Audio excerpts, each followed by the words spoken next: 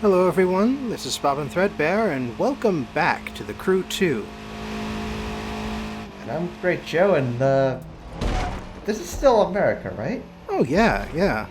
It's just a very, plainsy part. Oh, there's a theme park But, so, you have to know that we're in the Fiat 500, or a Barth 500. Yeah? Oh, what? But there's a little something different about this one.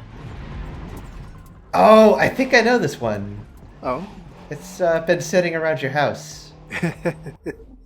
I suppose it has. Yeah, I'm just gonna... That was me pressing the wrong button just Oh, there. there it is. Yep. A little car and not so little tires. This is a popular gimmick, isn't it? Well, popular as a gimmick, it's not like the biggest, the biggest draw, necessarily.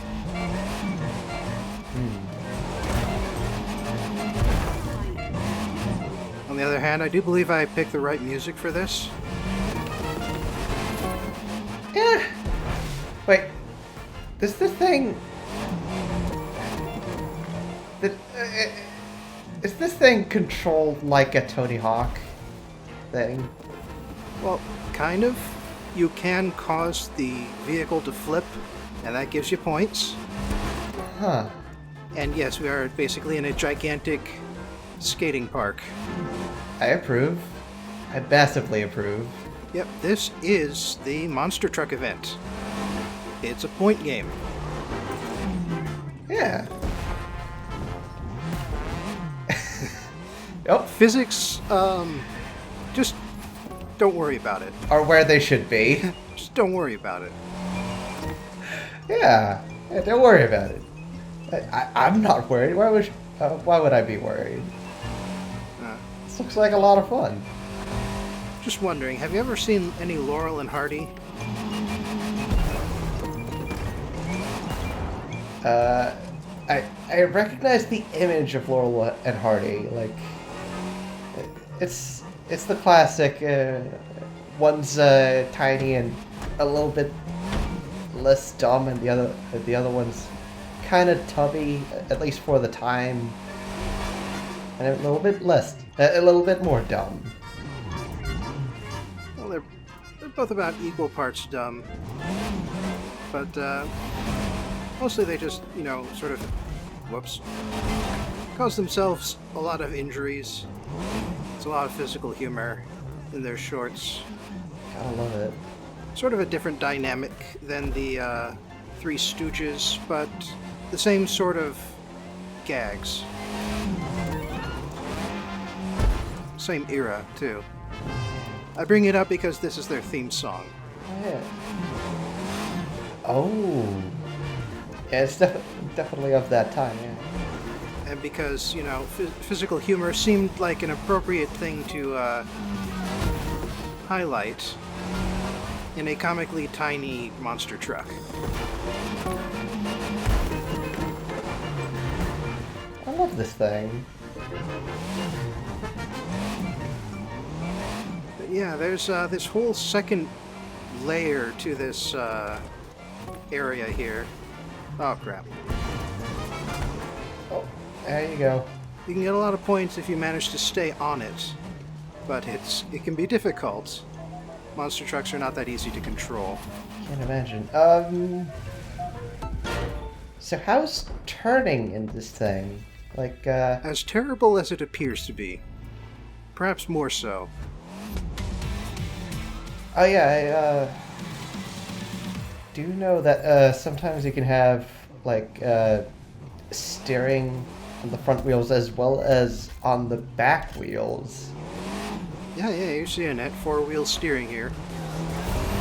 You just spend a little time in the half pipe because, unlike some events, all of the structures exist in the world and continue to exist whether you're in the event or not. Man. And for that matter, you get points for doing stuff. In fact, This reminded me... this is the number one way to get points. And And people who for some reason want to grind points, do so in monster trucks. Wee. Wee. There's a definite glee to this. Oh yeah. Everything about this, it was missing from the original The Crew. Mm-hmm. So as you might expect, this is the freestyle event. Okay. And of course, they do have one special one. Wreckin' Havoc. Ooh.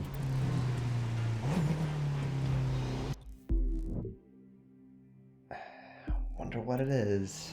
I wanted to add the upgrade parts, but it's a little too late once you're in the weird grounds here. Incidentally, monster trucks are, their performance range is 10 to 140.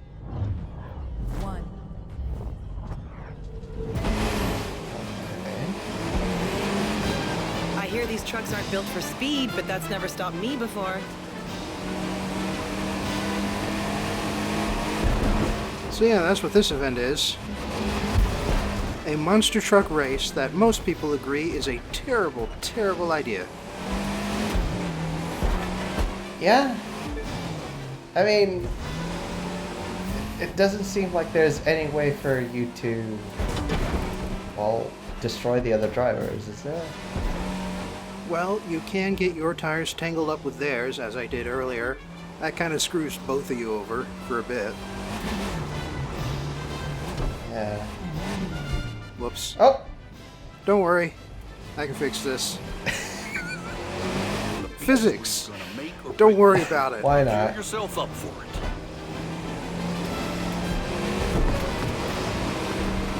Hey. Gotta wonder just how long it takes, like, from start to you getting to this mode. To this mode?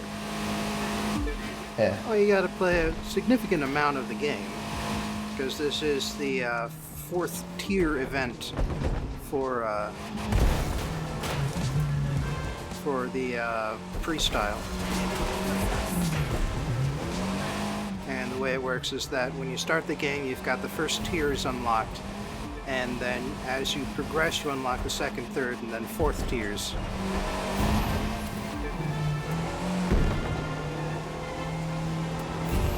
You're on a roll. Now just don't roll your truck. Just,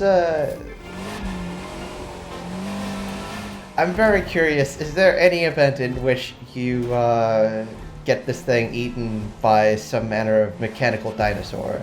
Sadly, no mechanical dinosaurs on the map. Dang. And the car jump Keep was tearing up that track. That's what it was made for. was the drag event.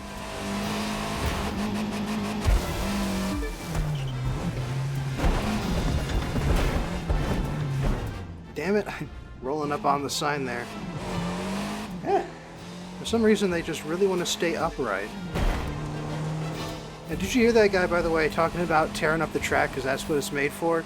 I don't think that this park was made for monster truck tearing.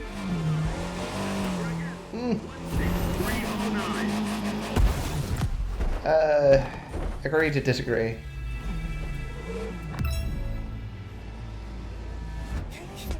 Flying over like little kids' toys. Also, this is, this guy's numbered 53. Was that your choice? Let's do it again sometime. No, this is Bigger one of the and top better. 100s.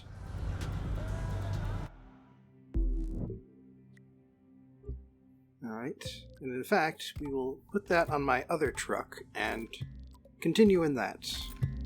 This, of course, is a Jeep Cherokee. Oh, phooey. I want to show them both off, you know. Yeah. Yeah, I'll just miss it. 2 events each. Well, at least they have the pterodactyl represented there.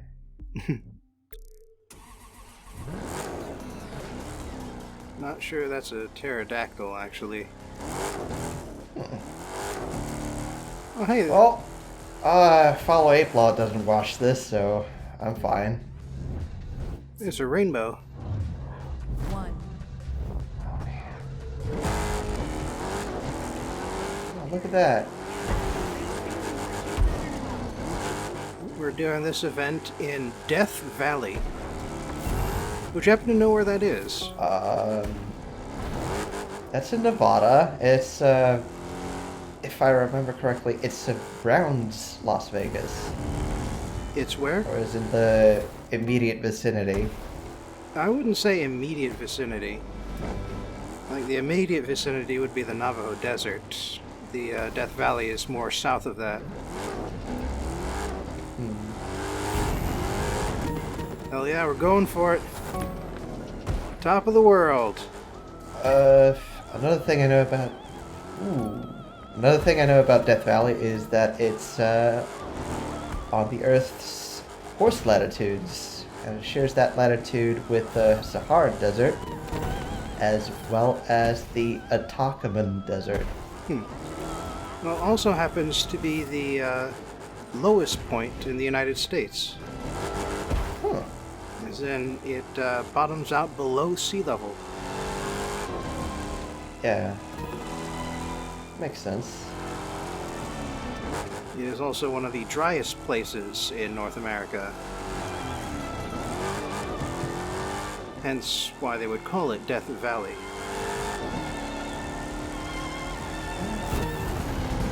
And yet it's surprisingly lively. Well, in the game, sure. Gone and went and put a gigantic skating park around here. Oh.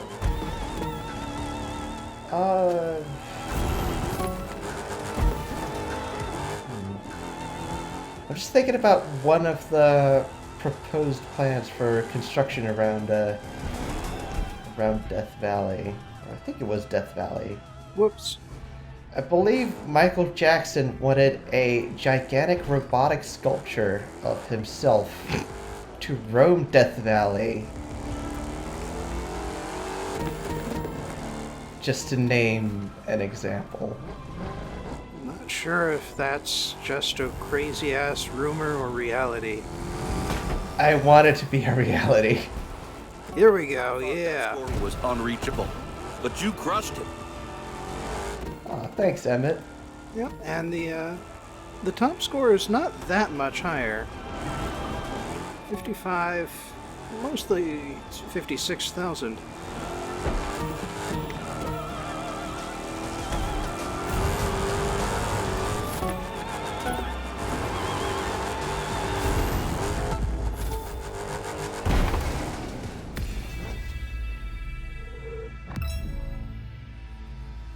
Did pretty nice. Yeah? You know, I just wanna say that some of these arenas are less interesting than the others. Okay. So I just wanted to make it clear that we are going through the more interesting ones. I believe we've got one more we can do up in Newport. Gotta wonder if there's one that's like a downhill jam. What, for monster trucks? Because there is that downhill-only motocross event. 3. Yeah. I'm just thinking about like a classic Tony Hawk levels. There was that one that was like on a dam, and you kind of just started at the top and... You know, I really only played the third one. Oh yeah, that was the one with transfers? Yeah. Never played that one. Well, it had manuals, and it had a lot of rail grinding you could do. Oh yeah, That's basically how I made my points. reverts. That was like the big thing for 3. I think it was the one with Spider-Man.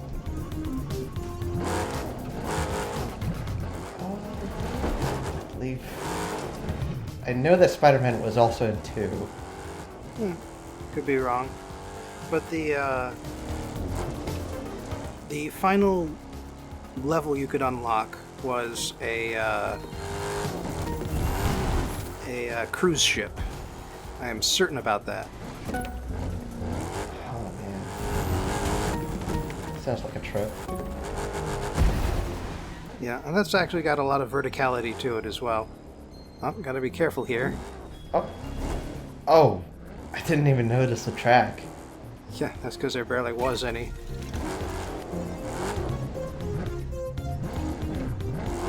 Alright, let's get some of those 500s. Oh. Yeah! Nailed it. That's how it's done.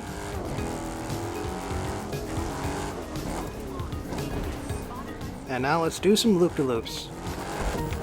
You know, physics kind of cheats with the loop-de-loops too.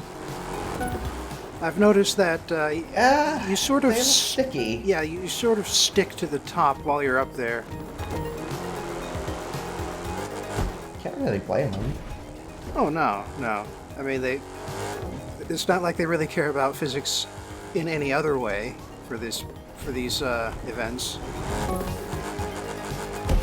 Yeah. And, like, it almost feels like a completely different game from, well, the entire rest of the game, and even the entire rest of the car portion. Yeah. Well, that's what's so fun about it, is that you can pick out your monster truck for free roaming, and then just do some completely crazy stuff in an area designed for regular street racing cars.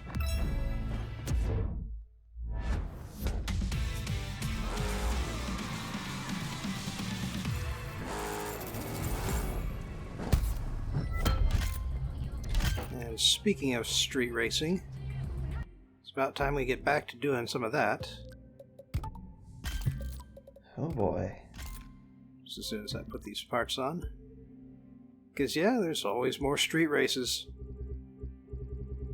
At least at the rate I've been recording. There's always more street races. Question is, which one?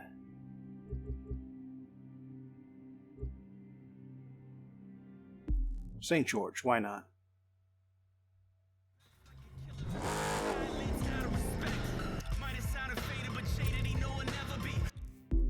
Let's see, what cars do I... Ah, yes, the Alfa Romeo.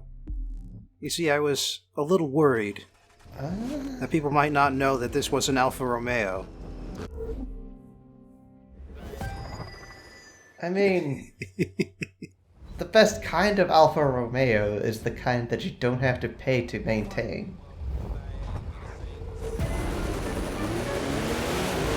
So yeah, it's got some appropriate music for an Alfa Romeo here.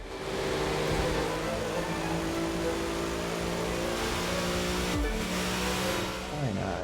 I don't know, I'm still in the cabin. I'm in the cabin now. I'm still not sure. Is this an Alfa Romeo?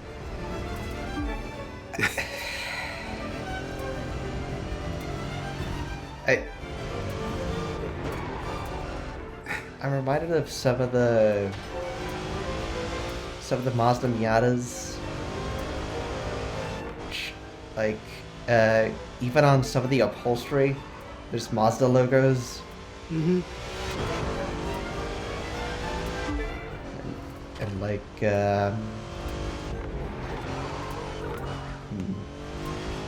In this case, I believe that is actually the computer screen. So that's not what you would normally be seeing there. It's just they don't have that as an interactive feature, so... What do they call it? Infotainment. Yep. Got a job where I have to describe cars, so I gotta say infotainment a whole ton of times. Oh boy.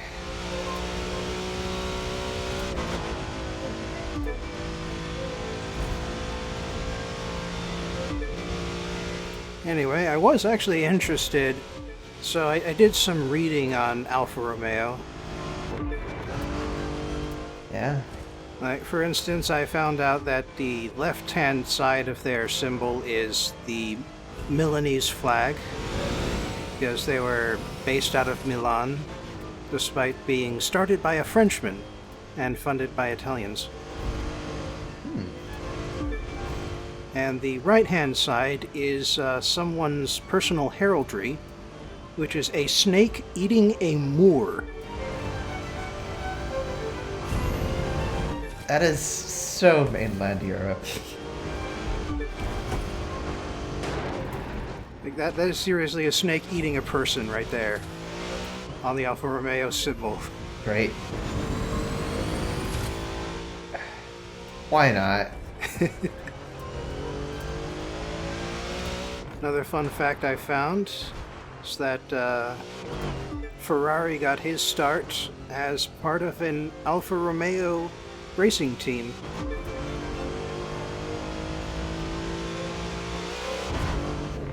Okay. So it's Alfa Romeo that we have to blame for Ferrari. All right.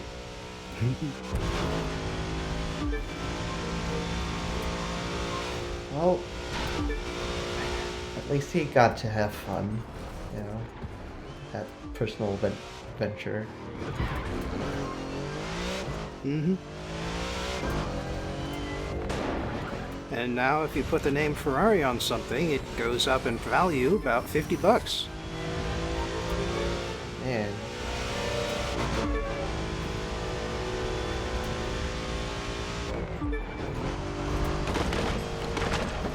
Alright, here we go.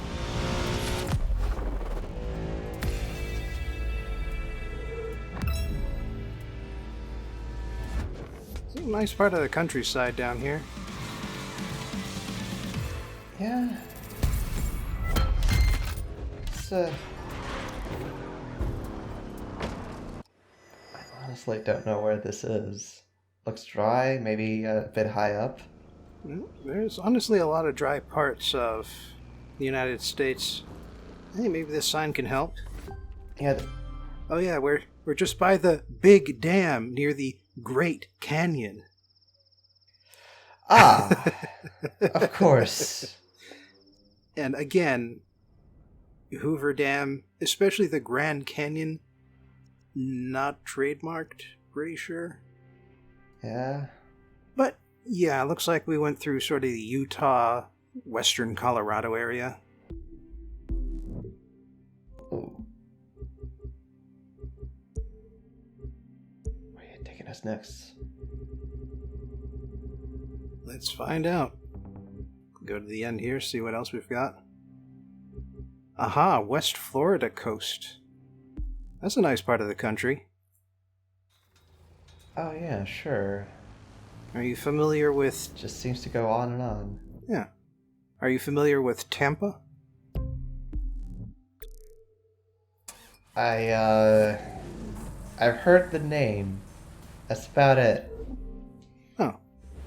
Well, that's the big city on Florida's Gulf Coast. 2, Gulf Coast being the West Coast.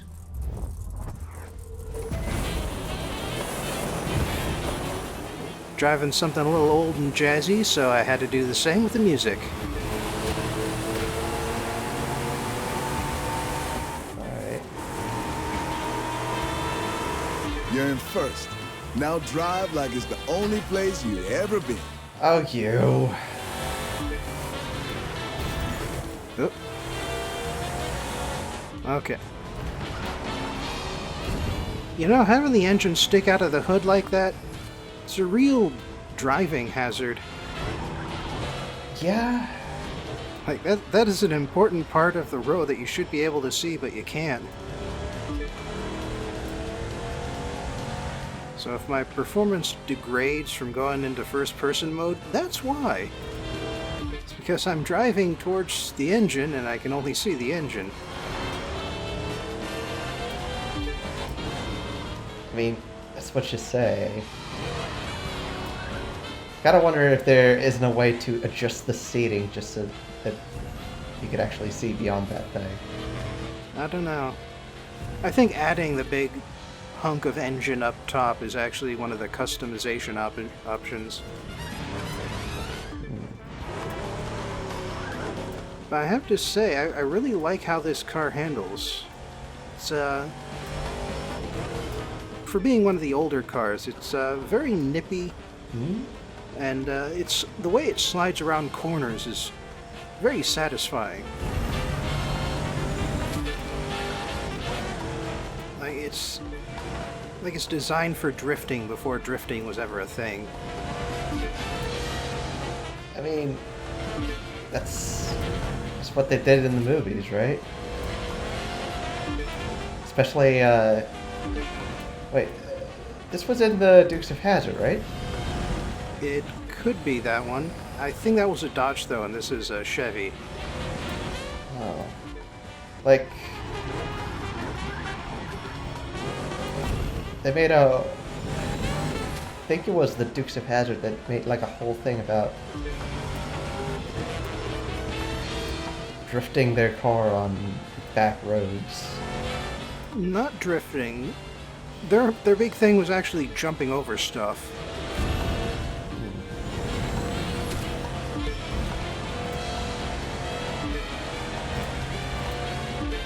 By the way, something interesting about Florida is that most of civilization in Florida exists on the two coastlines.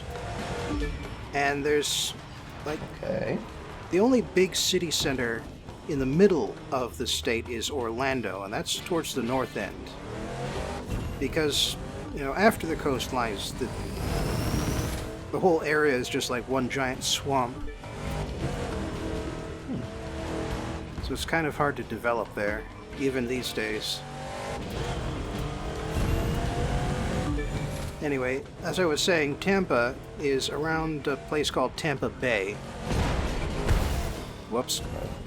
Okay. And Tampa Bay is like the #1 shipping area. Populations... Oh, come on.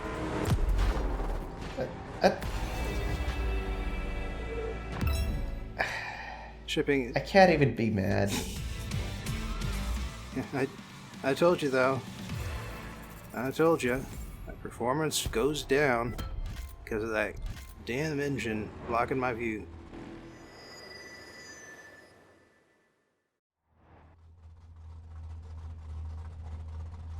Man. But hey, it's a nice car for being what it is. And hey, there's something beeping. We got a little time left, so I figure... Yeah?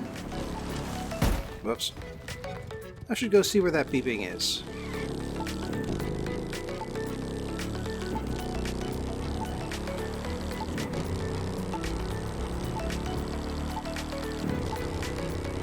I'm not quite sure where we are, but apparently north is just to the right there.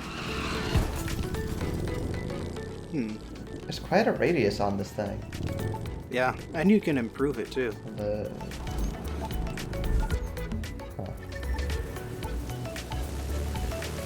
Oh, there it is. Oh. Between the bridges. Yeah, that's So yeah, this is one you can really only collect while you're in a boat.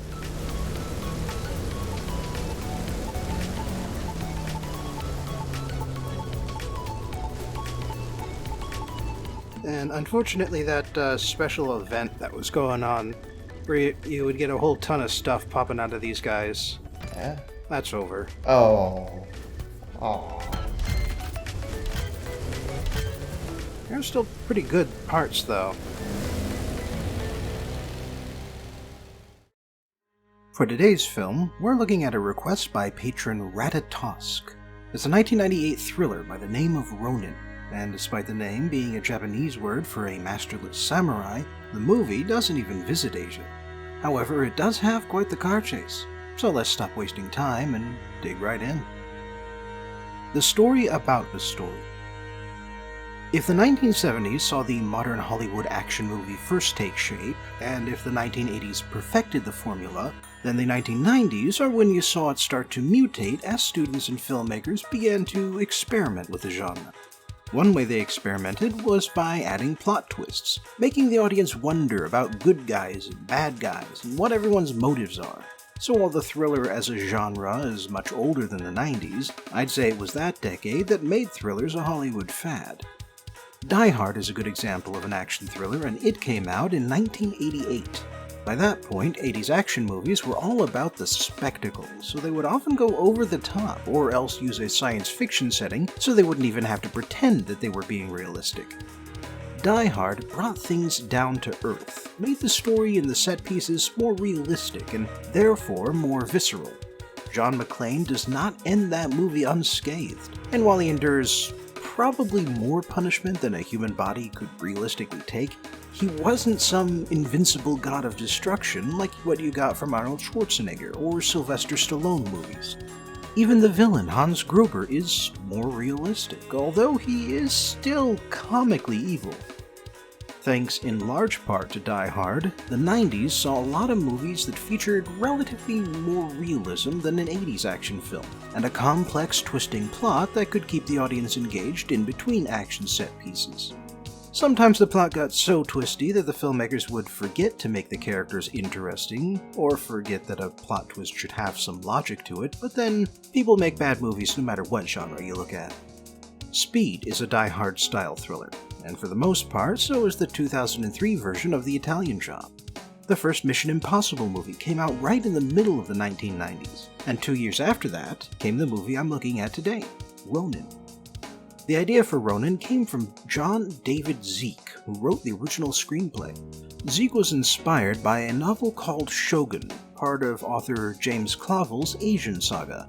The Asian Saga is historical fiction, so the novels don't really have any plot in common with the film, but Zeke would use this idea for Ronin, a wandering mercenary, as a seed to create his story.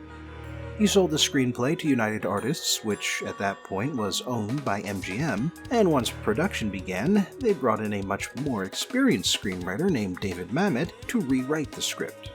There's an argument over which man had the bigger input on the final draft, but I won't get into that. United Artists would bring in John Frankenheimer to direct. Frankenheimer had decades of experience by this point, and he was famous for creating intense dramas and action films like Birdman of Alcatraz and The Manchurian Candidate, both released in 1962. Ronin would be one of Frankenheimer's last films, as he would die of surgery complications in 2002. The star of the film is Robert De Niro, who hardly needs an introduction. His first big film role was playing a young Vito Corleone in an extended flashback sequence of The Godfather Part 2, a part that would land him his first Academy Award. But by that point he had already worked with director Martin Scorsese, and that partnership would put him in movies like Taxi Driver, Raging Bull, Goodfellas, and Cape Fear. De Niro is very much a method actor who immerses himself in the professions and backgrounds of his characters. But then he also takes on a comedy role or two, mostly to show that he has range. However, Ronin is well within De Niro's usual wheelhouse. The film would cost $55 million and make $70.7 million at the box office. So it wasn't a flop exactly, but then it wasn't a very big hit either. Critics generally liked it, but mostly they liked it for De Niro's performance, and for featuring one of the best cinematic car chases of all time. That chase scene is why I'm looking at the film today. But the fact that the plot didn't make the critics' list is why Ronin usually isn't on anyone else's radar. Anyway, I'll still summarize the film, so let's move on to the story. The movie begins by explaining what a Ronin is, and just so you know, the name is a reference to the fact that several protagonists are former intelligence operatives who got laid off after the Cold War ended. They used to have masters, but now they work for themselves. We then get right into it as Robert De Niro's character watches the comings and goings of a Parisian bar. There's some tense back and forth between him and the other people still in the bar after it closes, but it soon becomes clear that they're all performing a job together, despite how none of them trust each other one bit. The crew take a van to a warehouse, where the upper floor is full of cots and old industrial equipment. They spend the night there, and the next morning, we start getting their names. De Niro is Sam, formerly of the CIA. Jean Reno plays Vincent, a French fixer. The Irish woman, played by Natasha McElhone, calls herself Deidre, and she explains the mission. She wants them to steal a case from between 5 to 8 men in 2 or 3 vehicles, and it needs to be undamaged and unopened. We never will learn what's inside, but then that's not the point of the movie.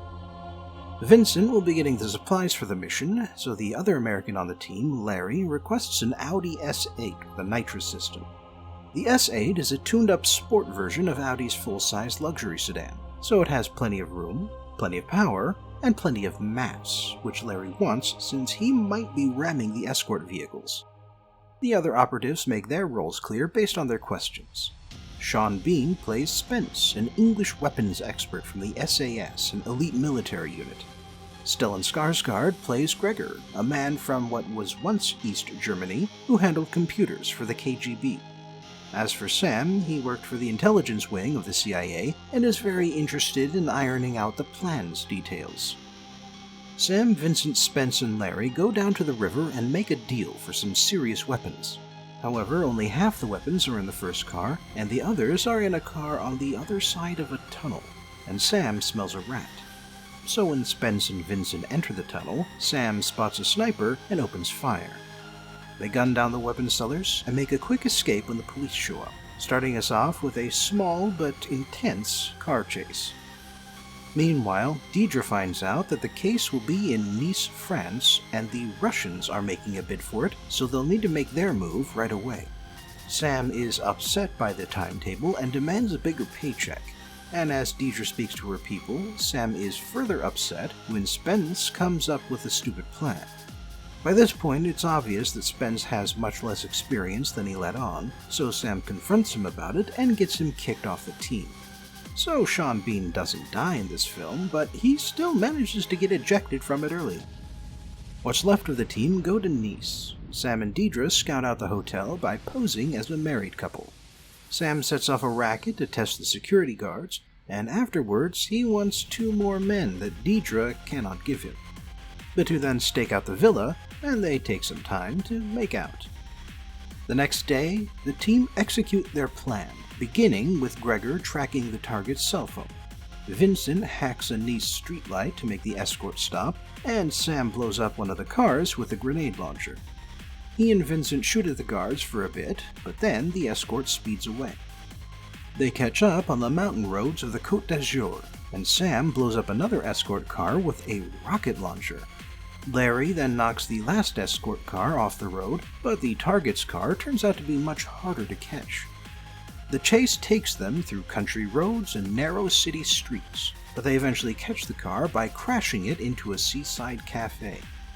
Gregor manages to get there and get the case, but then he switches it out with a decoy and gives that to Larry. Larry hands it to Sam, and when Sam sees fresh silver paint on his hands, he tosses the case just before it explodes.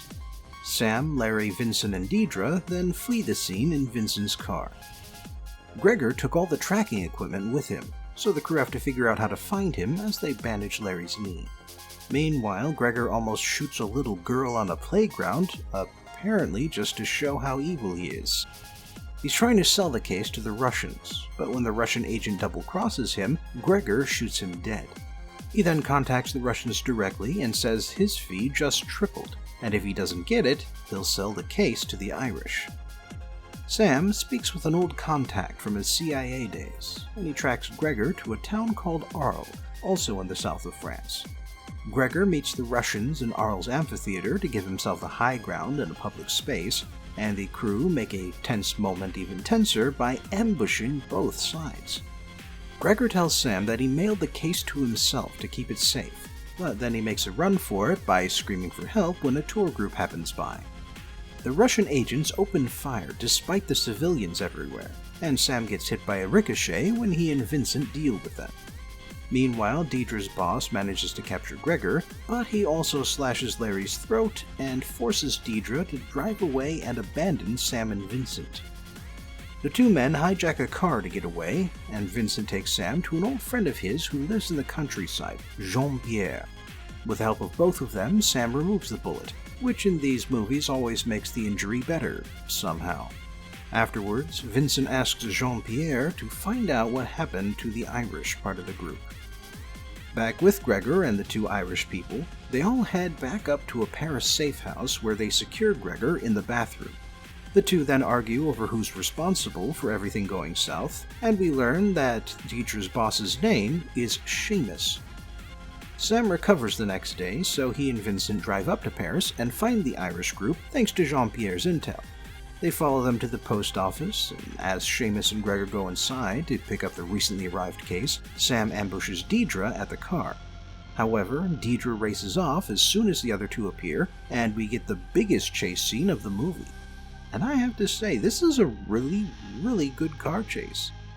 Incidentally, Deidre is driving a BMW 535i, another luxury sedan, and Sam is driving a Peugeot 406, the company's full-size sedan from 1995 to 2004. Finally, the chase ends when Vincent shoots one of Deidre's tires and it flips over the edge of an unfinished highway overpass. Seamus doesn't move and Deidre can't get out, but Gregor manages to crawl away and escape with the case. Meanwhile, some helpful construction workers get Deidre and Seamus out of the car before it explodes, because this is the 90s, and damaged cars always explode.